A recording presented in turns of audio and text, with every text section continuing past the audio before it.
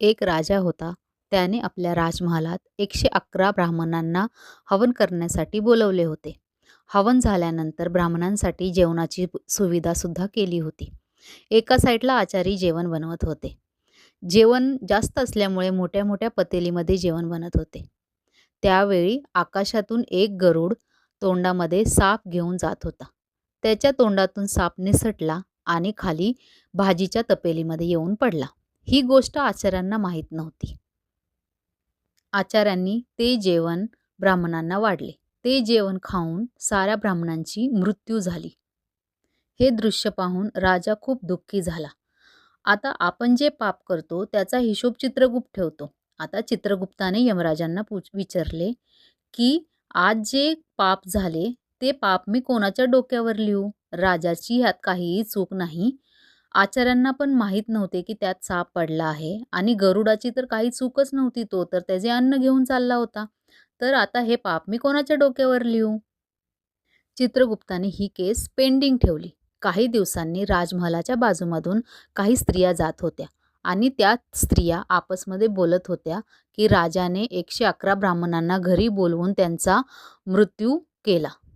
राजा खूप निर्दयी आहे असे हे बोलणे त्यांचे चित्रगुप्ताने ऐकले आणि चित्रगुप्ताने काय केले, जी केस पेंडिंग होते ते सारे पाप ह्या स्त्रियांच्या डोक्यावर ठेवून टाकले.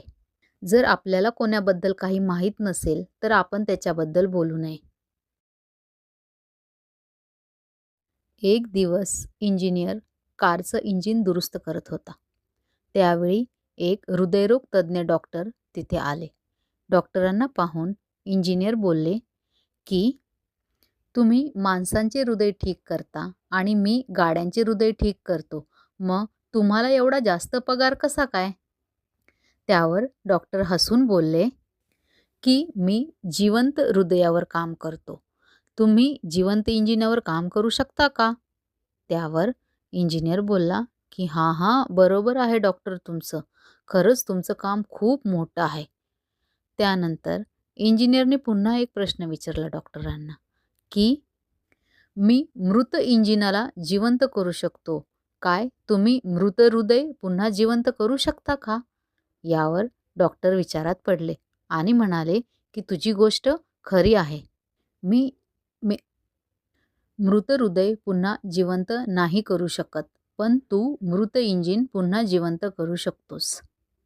म्हणजे काम कोणतंही असो, प्रत्येक कामाला तेवढे जास्त महत्त्व आहे.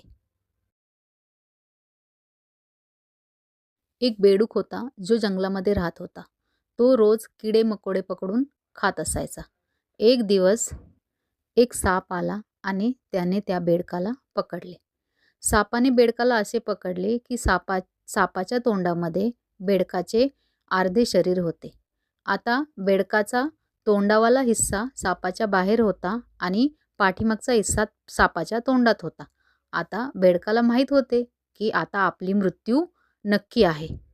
आता आपला मृत्यू होणार आहे हे बेडकाला माहीत असले तरीसुद्धा बेडकाने मरता मरता आपली जीभ बाहेर काढली आणि 1-2 किड्या-मकोड्यांना आपल्या तोंडात घेतले.